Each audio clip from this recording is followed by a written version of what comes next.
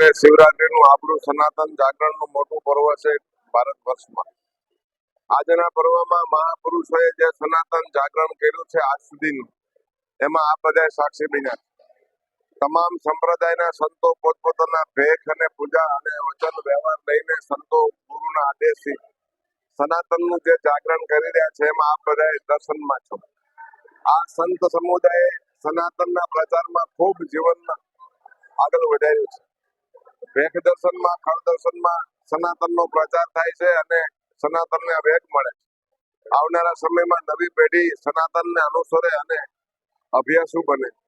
આ ભારત દેશની અંદર આપણો જે ધર્મનો જે આવનારા સમયમાં કાંઈક સારા દર્શન થશે, જેને વિશ્વ રાષ્ટ્ર તરીકે, હિન્દુ રાષ્ટ્ર તરીકે, સનાતન રાષ્ટ્ર તરીકે જે અભિગમો છે એમાં આપણે બધા પ્રચારમાં સફળ થતો એવી પ્રભુને પ્રાર્થના. જય દ્વારકા.